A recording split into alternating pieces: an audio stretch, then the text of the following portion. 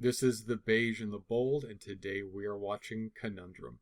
I'm Van Velding, and I watched this episode when it originally aired. And I'm Derek. This is my second time watching this episode. You ready? Yep. In 3, 2, 1, engage.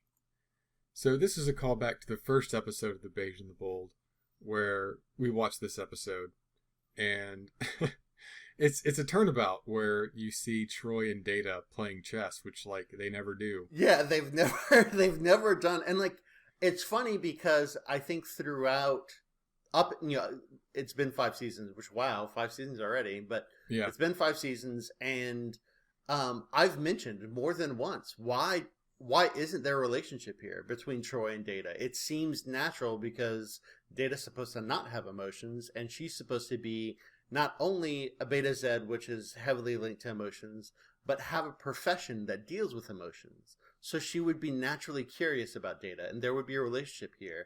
But we never see this kind of stuff. Yeah. Also, it's that she's like, oh, chess is intuitive. Like, no, it isn't. Shut up. I mean, it's pattern recognition. In Star Trek, the original series Star Trek, Kirk and Spock did this thing. But it is good that we're getting a scene between these two. Yeah. And it's entirely possible that she's bluffed Data. I mean, yeah, that would have been great if, she found, some sort of, way to kind of bluff him before the game even started. And it's like, oh, yeah. And then somehow turned it around on him. I do like that they have a little wager here where it's just, make a really good drink that only Data knows how to make. Only Bender knows how to make waffles just the way Troy likes them. But yeah, because he beats himself. Say again? He beats himself. He's like, hey, you have mate and 10 turds. He's like, I sure do. He's like, no, I guess that's game then. She's like, sure is. Yeah. And he's like, yes, certainly would be game if everything goes the way you predict. And it's like, all right, cool, nailed it. And Data's like, yeah, nailed it. And I'm not going to spend this whole episode doing callbacks to our first episode, but if you don't remember, you actually said, this doesn't make any sense for these characters. They should be doing something different, like poker. And I'm like, yep, that might happen. I mean, yeah. This is, yeah, that is kind of funny. This is kind of interesting too. We have kind of instant rando. Oh yeah, this part. So this is kind of like a TV trope where it's like, oh, I'm a person who is in authority, and I'm dealing with a person who's authoritative. And oh man, we really want to, but we're at different not power levels, authority levels. Yeah, that first head snap, Frakes completely nailed a mixture of outrage and slight eroticism. I mean, everything Riker does has that baseline of eroticism to it. Right, but, yeah, certainly.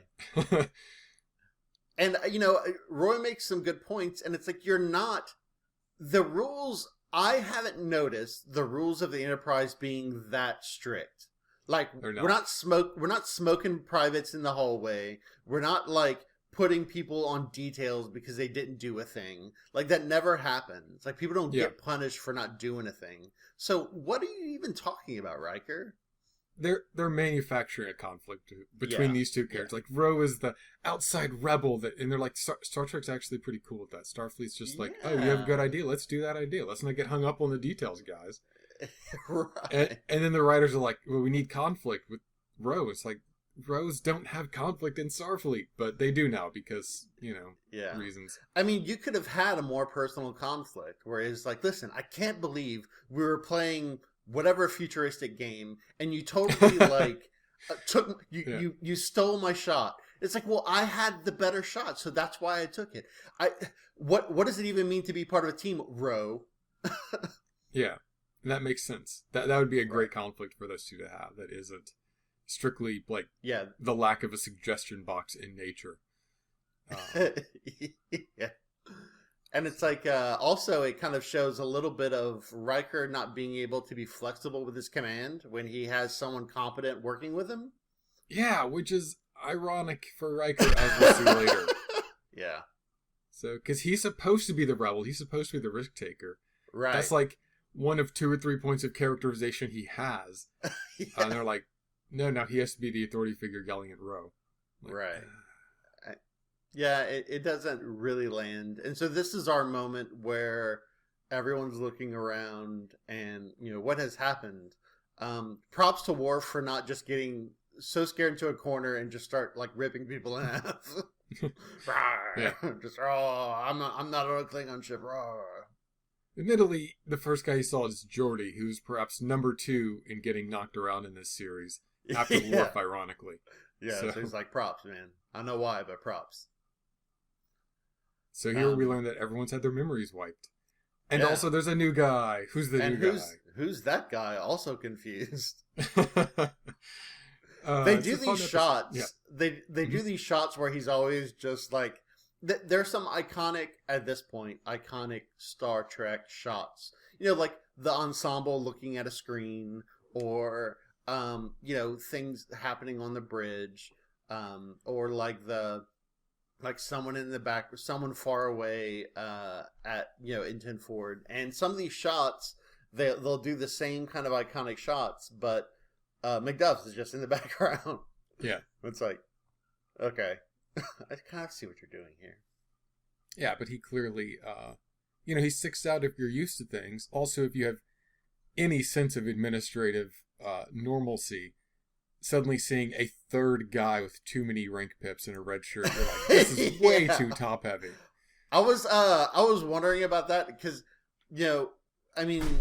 not to give away a little bit too much, but eventually Worf kind of like wants to sit in the command chair, so he sits in the command chair, and you have like Picard like doing the helm stuff, and I'm like, I think those pips on your collar mean something, Picard. Like, I know that Worf has a fancy sash, but we all love the sash. The baldric's great. Yes, brings the outfit together, brings the room together. We love it. Never get rid of it, but. Maybe the other stuff has some meaning too, because you are like uniquely a guy with 4 pips. Yeah, and also you would expect that if something like Worf's baldric was supposed to indicate some sort of rank, that you would similarly have other flashy methods of detailing rank for like the lower ranks as well, right? But for him to only be the only one that has like something kind of flashy like that, kind of should tell you. I mean, I think it's the same argument I'm making about Picard's pips being unique. There are co-equal ranks that have very different meanings within the military. I think it's just the Army, and I don't know why. I don't know what specialists are, but they have a very similar thing where it's like, Picard's been here a while. We all like him. He's pretty... Or 2 alpha males like, square up to each other. Yeah. Well, what? He's like, that's where that smell's coming from. You're the one who's been farting on my console. For years, it seems. So anyway... yeah.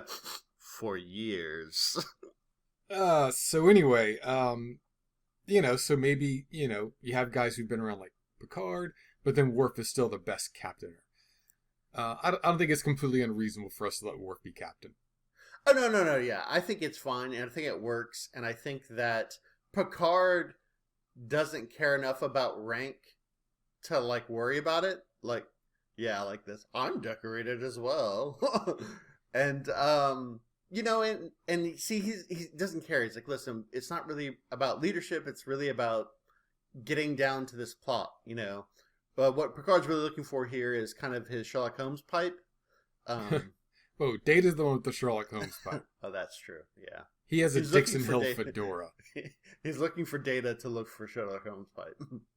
Yeah. And I think that's interesting. One thing I kind of would have liked to have seen more from this isn't just people remembering what their jobs are, but also just saying, hey, look, as we work together, the relationships between our characters are determined by what we do, and they kind of fit into their roles in such a way that we kind of see how naturally these people work with each other, and they form I think that does happen. I like this bit. Well, I don't like this bit, but what they're doing is like, hey, the computer's jacked up, and he says no voice interface, and Geordi's wrong. there is an interface. You're at it. you're interfacing with the computer right now, Jordy. Right now, that's what you're doing.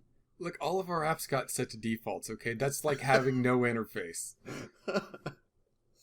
So it's just it's a little software pet peeve, but whatever. No. It's like when you go to like CSI, it's like they're manipulating the GUI. I'm like, shut up, just get out of here. Get out of here. Yeah. So this like little shot right here, like MacDuff's in the background. They're all looking at the console. This is kind of one of those iconic shots I was mentioning. Yeah, he's looming is what he's doing. He's good at looming. Yeah. Apparently Starfleet has a long tradition of one person doing anything and everyone looking over that person's shoulder. Sounds like the worst place to work. This is what happens when the chain of command breaks down. Nobody wants to do anything, but everybody wants to watch them doing it. Right. So Worf takes initiative here. He's like, hey, listen, I got an idea. Let's have everyone do this thing. Set a representative, come to the bridge, and then we'll try to figure it out. And I think it's a good call. It's a good move. Probably Picard would have come up with something similar as well as Riker. Yeah, but I think it's quintessentially Worf to have a very immediate response to take control of the situation, which is a good thing. It's a very Worf. Yeah, it is. Well, yeah, and it's good in a time of crisis because giving people that structure, like, okay, so we're at the bridge. You ostensibly have a whole bunch of people who are kind of top of their respective food chains to a degree. But when you have a food chain and there is some sort of crisis, it is a good idea to have any kind of structure because people will take comfort in that. They'll take comfort in, oh, when I have this thing, I go to this station versus that station. And it makes them feel like not only they're doing something, but that they're contributing to something larger than themselves. Right. And I like that Picard immediately puts himself in the center of a group of people to solve the mystery. Again, I love how they're working like this. Yeah, like Ro and Riker, Geordi and Picard, MacDuff by himself, he's a dork. And,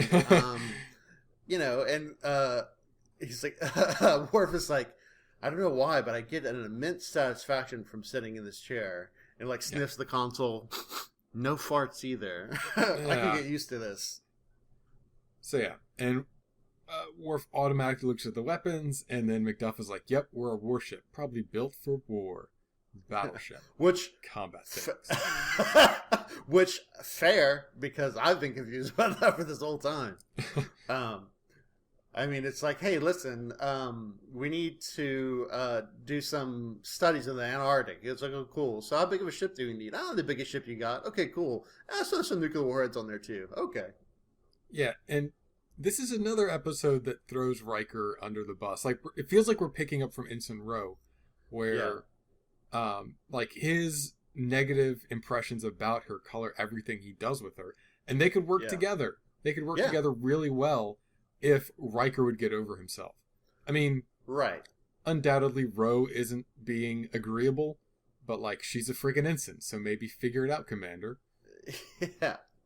Yeah, and I mean, like, if someone is capable, and like, if you're an authority figure and someone that you are supposed to be managing is capable and has ideas about command, then that just means they need more responsibility, and give it to them.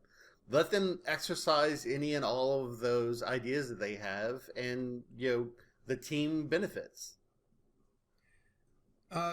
Yeah, it just shows how oppositional Riker is to the point where he can't work with Ro. Right. Because he's worried about this procedure, and in a real emergency like this, that procedure doesn't mean anything. Yeah. Right. All right, I'll be honest. This computer asked me for a forehead print to log in, and I gotta be honest, I may not be captain. And so this is it's kind of good to see kind of Worf in the chair. It's nice. I do like this though. He is talking about like trying to get to the bottom of this mystery, and Worf is like, well, what if there's something around the corner? We have to be able to defend ourselves. These are good attributes to have, and it's almost like Worf could be an XO to Picard's captain. He probably could be. I mean, there's a lot of redundancy between Worf and Riker. For sure. And one of the big differences is that Worf has a son. Oh yeah, right. Where's Worf's son right now? Yeah, is he where just wandering is to decks? Alexander? It's like, deck 4 to bridge. We found this Klingon kid. he's just beating up everyone. We don't know what to do with him. Find his parents. That's the thing. We can't find any other Klingons. Yes. He might be your son. No, nope. I'm the captain. I couldn't have a son. Maybe another Klingon left him here? Yeah, it's probably just that. I have it on good authority that Klingons raised themselves. Worf out. He has a scar in the shape of the statue of Moog in your quarters, Worf? No, not mine. Not mine. I think that's a very common scar. Klingon kids have lots of scars. Worf out. But it is good to see everyone kind of in a different milieu. Right. And how that even though our structure's changed, we have no memories, everything's kind of in chaos, we still see them working well together. Worf gets a little kind of flustered here, but it's fine. Yeah, because Picard's asking some good questions that come from his experience somehow.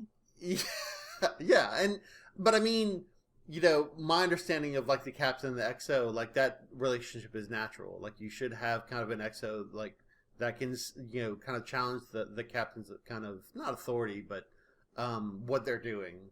Yeah. I think Worf would probably be in a lot of ways a good XO to Picard. If this series occasionally let you solve problems by hitting them. I mean, Worf just doesn't get... I mean, but in all fairness, Frakes doesn't get hit anything either, so... It's like, we have an away mission that involves some action. Well, we got to put Picard down there. A lot of those away missions involve Riker and then Data, and then maybe Worf if there's time. And then Worf gets to sit there and do nothing. Yeah, he gets all the leftovers. Yeah. Again, simply because those two characters have so much overlap. But one thing Riker gets is the romances, which he's having with Ro right now. It's funny how Ro's like, I wouldn't expect you to be a nerd, one of those holodeck nerds. Like, come on, man, you can't have fun without a computer. Yeah. It's like, damn, Ro. I like that Troy has automatically taken control of Tin Forward, and when someone comes in, that's good. She's like, hey, and it what's makes up? Sense. Yeah. So I mean, this is kind of funny where he's like, he's like, all right, listen, I'm gonna hide underneath the deck here. I'm gonna hide underneath the bar. If anyone's looking for me, you let me know, and I'll pop up and say, "Would you like a beverage?" Also, we should put a quarter in a jar for Riker and Ro having seen like 8 aliens, but then going to Dan and go, "Whoa, hold up, super aliens." Yeah. Whoa. Yeah, and this is kind of interesting too. Like, it's kind of weird that she doesn't know some of her own biology. It's like Riker going to the bathroom is like, "What's this?" Oh, I don't know. I know that I feel like something's got to come. Oh, wow, I'm peeing. I mean, she doesn't know that that's unique though, so she reports that to him. She's like, "Look, apparently no one else can ineffectually not read people's emotions for like any reason ever. Like that guy sneezed and my powers just shut off completely." I mean, she's supposed to have like all black eyes as well. She doesn't report that, but I mean, it's fine, I guess. Yeah, it's not like she's not Data alien though. She's just regular alien, not bangable human alien. Data's bangable. I think Yar proved that. True enough. We also get the very first part of our love ? Shape. Between Riker and Troy and Ro, where Deanna has her moment of Imzadi connection with Riker, which is a nice touch. I'm glad they don't completely forget that. Yeah, and then, like they normally do. And then Ro on the way out gives her like a glance backwards, which is supposed to be interpreted as catty. Yeah. Like, you moving on this man I just met and was flirting with? Even Deanna is a lieutenant commander. Yeah. And then they're going to like, all right, and then go back to your station, Lieutenant Worf. Damn. Oof. Guys, doesn't feel good, man. I get that. Oh, God, no. Someone opened an airlock. No. That's just Worf's ego deflating. Yeah, suddenly. It's leaving his body. It's a pretty big change. He's like, all right. He's all right, MacDuff. MacDuff and Riker. I see both of you have 3 pips. You'll have to fight to the death and figure out who's going to be my XO. Yeah, and that's the thing we didn't expect. Like, you're watching this and you think, oh yeah, this is gonna freaking sort everything out. They're gonna see that MacDuff doesn't belong here, and then Yeah. MacDuff is in there, and you're like, oh no, they're ahead of us on this one. Right, yeah. And, so that's kind of like a little bit more nuanced. Like, maybe that's why we couldn't access the voice interface originally. We had to kind of do some glue because whatever was done was also rewriting some of the personnel files. Yeah. And I like this here where, Worf's like, hey, man, sorry about the whole captain thing. He's like, I don't sweat it. We're just trying to figure things out. There's nothing to apologize for. And he's like, thanks. I'm like, that's good. Like, but Worf, Worf could have been like, hey, well, I feel like I did a little bit of good as a captain. You think maybe Lieutenant Commander? He's like, oh, Worf, don't be silly. All right. I've lost my memory, Wolf, not my mind. So yeah, I like that we talked about episodes earlier where we kind of know the mystery before the crew does, and it's really frustrating. But here we have a tension. We have dramatic tension because we know MacDuff doesn't belong here. Yeah, we know he's working against us. And that's the part we don't know. Like, we don't know when the shoe's going to drop and what is he going to do. And so we're kind of getting a little bit of that, with this kind of Lycean conflict, because as viewers, I don't know who the Lyceans are. What do you mean we're at war? That doesn't make any sense either. Makes no sense at all. So we're getting intrigued. Like, the mystery is that we know that everything is wrong. And,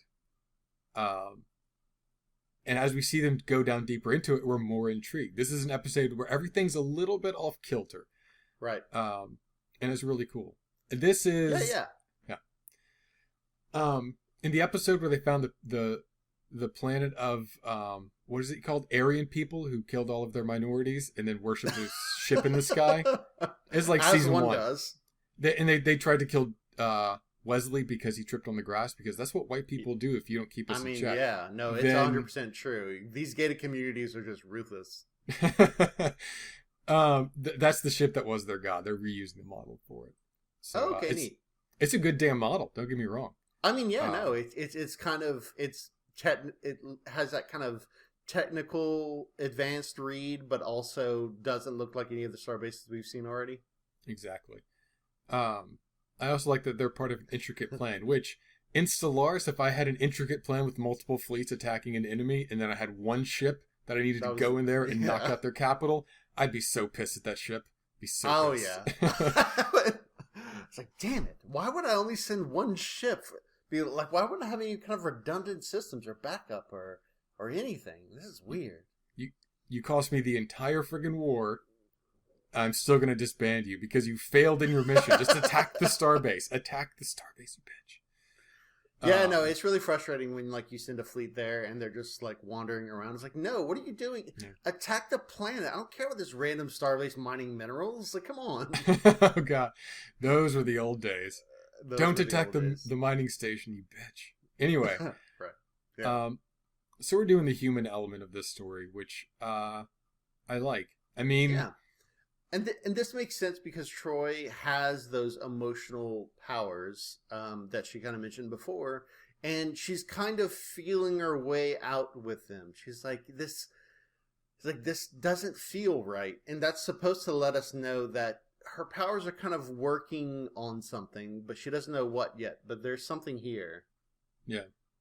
I mean, all of their lives are really complicated when you do this, and it's bizarre that this show really can't make them complicated so much of the time, but I'll complain about that later. But the war is the central conflict of this episode. Like that's our moral conundrum. Yeah. And the thing is that their personal stories are really great, and it gets us immersed in how offset we are from the norm, which the opening scene effectively gives us. Right. But this weird love shape and the other things, I feel like it doesn't back up that a lot, where people are going, we're divorced from all this stuff. What a moral quandary. Yeah. Who are we? What's right? What should we be doing here? It's a cool episode. Like a friendly peck on the cheek. Like there's, I don't know if there really is any chemistry between Marina Sirtis and Riker guy. God, why William Captain Frakes? Yeah, Frakes. There's his trombone. Yeah. There's a Horgon from Ryza. Where's that little football thing from? The one on the side or the one standing up? The one on the side. I don't know what that is. It's just All right. It looks like kind of like a red energy pill from Mega Man. Yeah, I don't recognize it. And so Riker comes into his quarters and it feels the familiar feeling of a woman waiting for him to get fucked. Yeah, I was about to say, that's the third thing that Riker keeps in his quarters that reminds us of who Riker is. I can't help but wonder if Ro and Riker have like a bet about who could make it through, who could put all the notches of Starfleet, of the Enterprise on their bedpost first. And this is like the only way they could basically include each other in that list. Like maybe they haven't lost their memories, but they're both kind of playing the long con. Yeah, both of them have a little note in their quarters. It's like, hello, Ro. The only way, if you're reading this and you don't remember it, you have been invaded by an alien presence. It's important that you find Will Riker. Trust yourself, Ro. This is your actual handwriting, and just go to town. You have plausible deniability. Riker has like a tattoo on his leg, Memento style. Yeah, exactly. He's like, who am I? And then like pulls up his like pants leg, and it's like, you're William Riker. You need to everyone in Enterprise. All right, well that's enough for me. It's incredibly family friendly of you to assume that tattoo is on his leg. So yeah, that's true. But they're doing the thing. Like everybody is at their posts more or less. Yeah, and they're gonna fly into Lycean space while the rest of the Lycean fleet's distracted and do like a decapitation attack. Yeah, and they're doing this kind of interesting bit where it's where we have a job to do, we have a confusing job, and our people are confused. But the narration's kind of doing a good job of juggling both the mission parts of the story and the getting to know each other because we don't remember each other parts of the story. Oh, so, yeah. And look, MacDuff is so excited. Worf is about to rip that dude's arm off. It's like, what are you doing touching my console? Because he wants to kill these Lyceans, man. Yeah. Only one organ is allowed to touch this console, and that's Riker's butt. It's right here in the regs. Yeah. And MacDuff is like, come on, I know you guys want to do like diplomacy and stuff. Man, when you decided to brainwash a ship of pacifists to fight our warforce, we didn't think they'd be so pacifisty. Right? Yeah. I mean, props to whoever organized this mission for at least including like one plant to kind of like drive like the mission goal forward. But they really didn't understand the Enterprise at all. Yeah. This is also MacDuff selling fear and paranoia to a whole bunch of keep them. Well, yeah, to keep them in line, to say, hey, look, aren't we afraid of this stuff? Don't we need to boom. It is kind of funny that we return fire here. Like I kind of would expect it as like it's firing at us, Captain. It's all right. Well, MacDuff doesn't want us to talk. Let's just keep going. It's gonna keep firing at us. Yeah, it's fine. Our shields can take it. Yeah. They but that's the deal, is that you don't know things. And how do you respond to the unknown? Do you respond to the guy who's going destroy it in the corner with a baseball bat? Yeah. Or do you say, hey, look, let's look at this. Let's try to defeat our own ignorance. And this whole thing is about that. I don't know if returning fire was warranted. Like that is kind of the age-old, well, they hit us first so we can hit back. Or oh, he's eminent domain. You're in my house to get to shoot you. Kind of notions. But them firing at us surely shows aggression, but it doesn't show any threat because their shields can just take presumably everything that ship could have thrown at them, and they just wrecked that. The graphic, which was interesting, it burned through the shield and then blew it up. Yeah, in one shot. Right. That's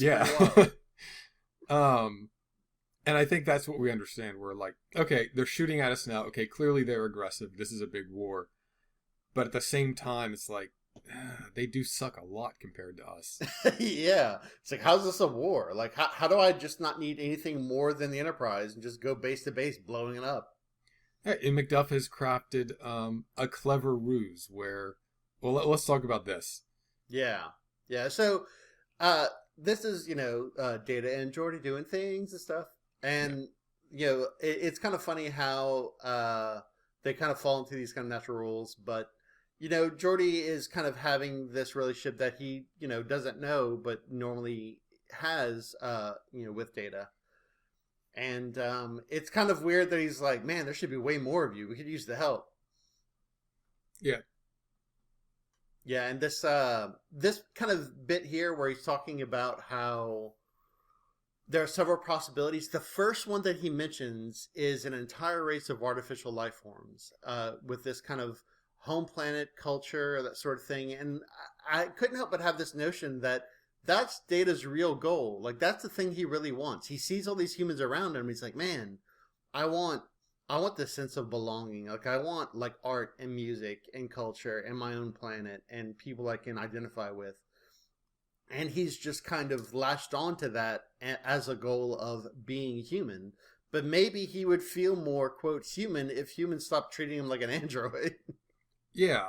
And I think that's a really interesting thing for you to hit on, because we do talk about how Data has feelings. They're just not acknowledged by anyone else, except whenever you have to say something poignant at the end of an episode. So, so like, he is lonely. Like, there are no others of his kind. If he's based on a human intelligence, then it's natural for humans to want to be around other humans. Right. But he doesn't know how to reconcile that. So he simply says, well, I want to be a part of a society. Yeah. Human society. That's society right there. That's great. I want to be one of you. Yeah. That one's the closest one to me. It's this misplaced desire to not be alone. That would be why he creates law. That would be why he was so taken in by Lore whenever Lore was on board. Yeah, I mean, it is kind of interesting too, because I mean, Data doesn't have to sleep, so he can get as much information as he wants. And presumably, he's read cultures, he's read books on cultures from other alien species. Why does he like pick on human? Like, all the aliens here are basically humanoid. They have the same features of humans. So why does he want to be human over, Romulan or Vulcan or Lycean or whatever? Yep. I mean, I think familiarity bias is probably the first reason. But also, humans are probably the ones who look at him and go, you're an alien, like an alien. But then act the least like dicks because of it. Or at least the least overtly like dicks because of it. It's kind of funny that he like takes up like that statue from Risa. He's like, and I apparently like to visit, and he looks underneath it, Risa. Like, and I just imagine like there's like a made in Risa sticker at the bottom of it. I mean, I can only imagine, yeah. So, and this is interesting, because Troy has this like, hey, look, I feel like there's something here, and she doesn't know about the Imzadi link, but she's feeling the Imzadi link. And Riker sees this book, and he's like, yeah, apparently we were really close. And they kind of get swept up in the emotions, I would think, because they have the Imzadi link. And this is supposed to be like, Troy was trying to get, Rose Mann, and that better watch out, kind of scene. But when you throw the Imzadi link emotional empath powers into the mix, I don't know if it reads that way.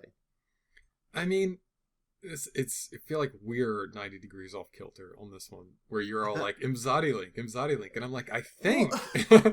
But no, whenever she leaves, she just go, Commander, and she puts that field back up. Right. Yeah. But I still feel like Riker was making some moves, like literally moving his face towards Deanna's face. People can kiss each other and it not be like, hey, we're going to We don't do it in America, but I mean, there are other places that even like males will kiss each other on the cheek, like as a form of greeting or goodbye. And so, she hasn't really done anything here yet. And like, we don't even know if they were going to complete that kiss or not. They were gonna complete that kiss. Okay, yeah, you're right. do you want to rewind and go back to Frakes' face when they get the door chime and he's like, yeah, that's like, I'm gonna kiss the crap out of this come in. Face. That's true. As a man who's been blocked. So I guess the end scene, which we'll talk about it when it gets there, it just feels heavy-handed to me, and I don't know if it's warranted. Is all. Yeah, so Dr. Crusher has a way to restore people's memories, because there's always a way to restore people's memories. Yeah. And MacDuff has volunteered to be the subject. Yeah. So he sits down under the Fiat machine and like fakes a conniption. So he can kind of cast doubt into like Dr. Crusher's like solution here. But what he doesn't know is that Crusher once denied reality as a way of getting out of like a collapsing portal something. And so she's going to let go of the solution too easily. She's going to keep trying. Yeah, and that's the thing, is that she scans him, she's like, oh wow, you almost died. I'm lucky we didn't lose you. Hey, wait, you're not even freaking human. What the hell? Our records show like, yeah, your blood pressure just spiked like for 2 seconds, and then that's it. Yeah, and I like he does his little villainous turn to camera just to be like, "Yup, yeah, you called it, guys." Right, and this is kind of interesting too because we get some more insight into Picard. We understand that for Picard, he's about to mention it. Moral context is everything. And he's like, listen, I don't mind killing some folks. Like, I will just straight up blow anything you ask me to, but I need moral context here. He's like, hey, we can't verify these orders. And MacDuff is supposed to be like the keeping everybody on the rails. Keep this mission on the rails so it succeeds. But he didn't expect kind of the moral fortitude of, I would say, not just Picard, but everyone on the crew. Yeah. That's obviously, this is one where they could not have counted on Picard to be Picard. Yeah. MacDuff, get in here. I have a speech prepared. Picard's speech. But, you're right. Like, this wouldn't have hung together if Picard's crew hadn't hung with him. Right. And no matter what else you say about Captain Picard, no matter how much fun we make about him, no matter how much shit we give him, his crew is loyal to him, and I think he's earned that loyalty. Yeah, for sure. Except for Worf. One of the reasons kind of feels like this, what he just said, where he's like, hey, listen, I don't feel like we can go and do this thing unless I have moral context. And it's like, he's talking about like, oh, well, what if we prolong this war? I mean, like, what war, MacDuff? Like, we just wrecked, like, the ship they sent out there to defend themselves so easily. I feel like I could just like take the Enterprise and just win this war single-handedly. That doesn't feel like a war. That feels like a massacre. I like that he describes it as moral discomfort, where he's like, oh yes, your morals, your integrity, that's just a thing you do to be comfortable. It's a luxury. Morals aren't real. Right. And there are a lot of people who feel that way. This is such a fundamental Trek episode. Yeah. And so this is where MacDuff is like, all right, listen, I'm going to have a little trouble here because the captain's kind of thrashing against this mission. So I'm going to get the guy that was so eager to talk about defense and pull the trigger on things and, prime him for a mutiny. Just need to get, he's like, listen, our captain, he's great, right? I mean, we all love Picard. Great guy, done great things. But we're warriors, you and I, warriors. Like, shoot first, ask questions later kind of warriors. You know what I'm talking about. Worf is like, you did CrossFit for a week, and you cried when you quit. I don't know if you're a warrior. Just having a desire to kill people doesn't make you a warrior, man. Yeah. Yeah, it's like, oh, if you're a warrior, then why don't you join me for my calisthenics program? And like Worf's like, MacDuff's like, yeah, sure, we can do calisthenics. Oh my god, what is all this? We're being beset by monsters. Worf is like, are you a warrior? How many knives do you own? There are no knives at all. This is not a warrior's room. Get out of here with this warrior talk. So to security. Commander MacDuff just got a killer wedging. Like, I don't have. Oh my god, a wedgie.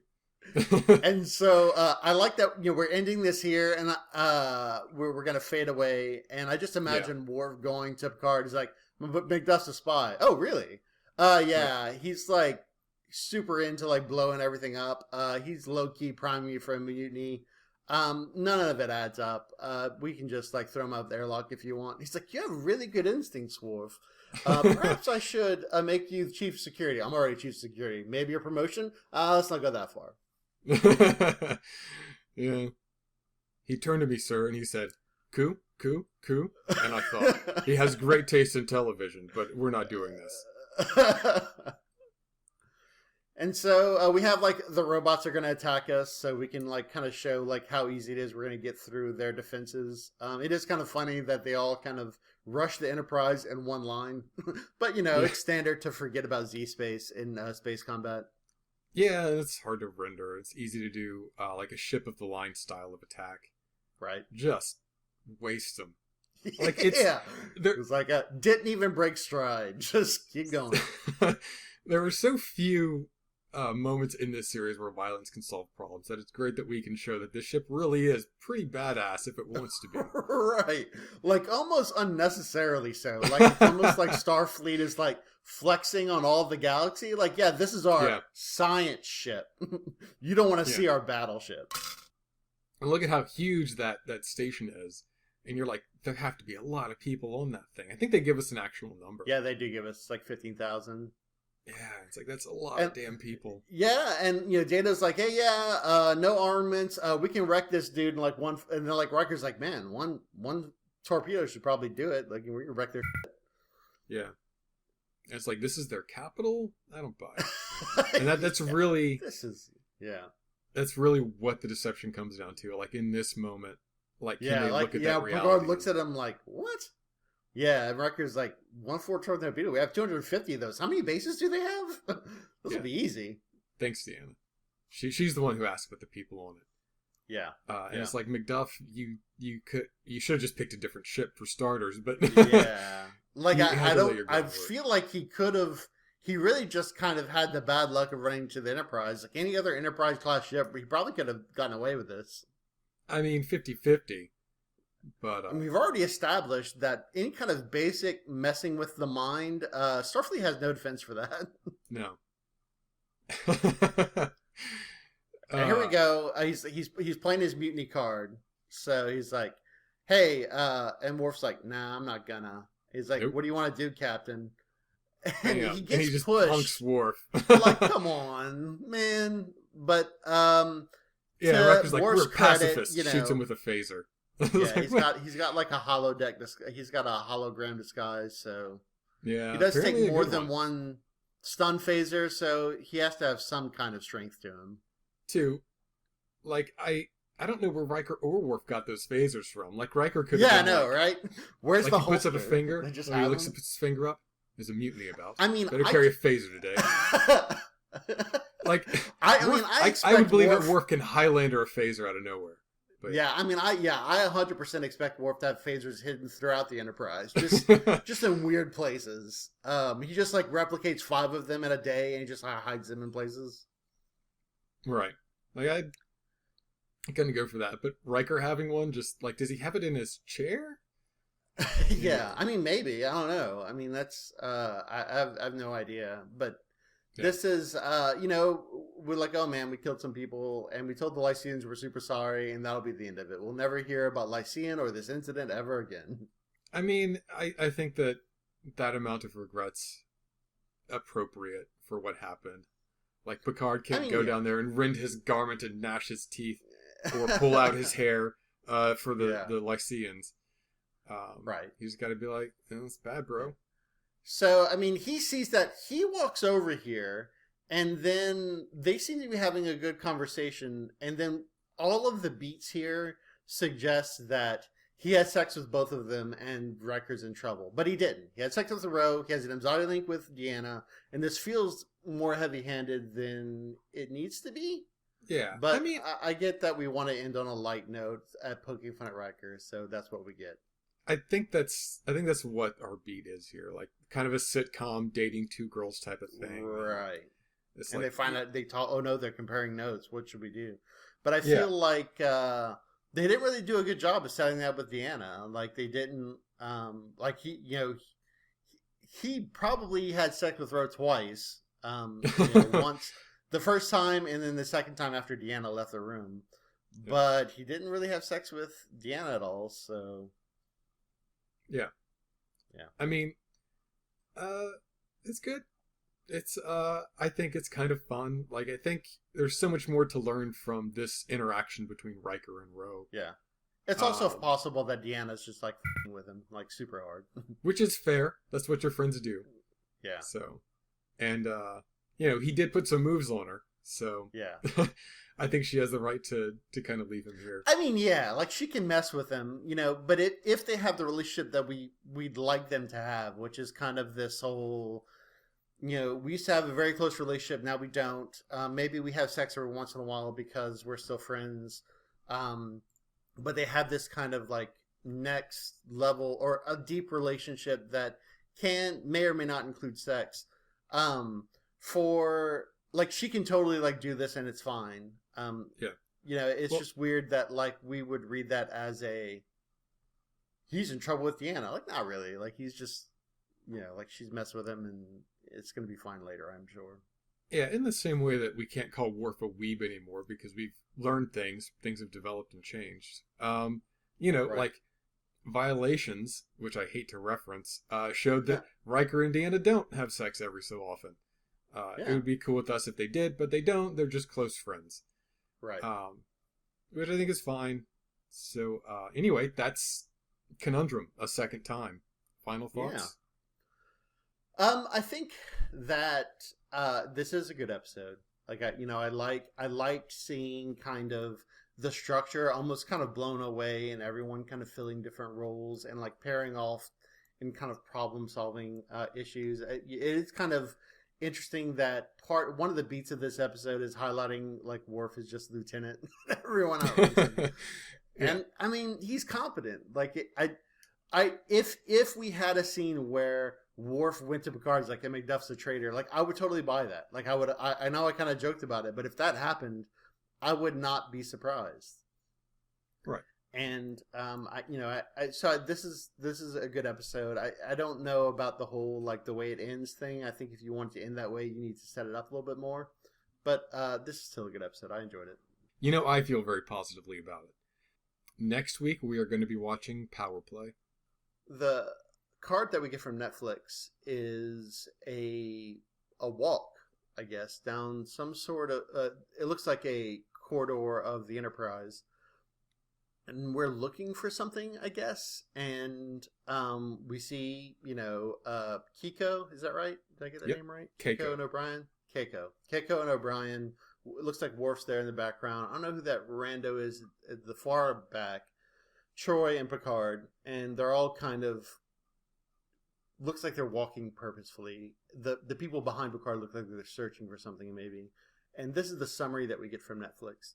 Long lost ship is found on a planet where cosmic storms prevented detection for 200 years. I mean, okay.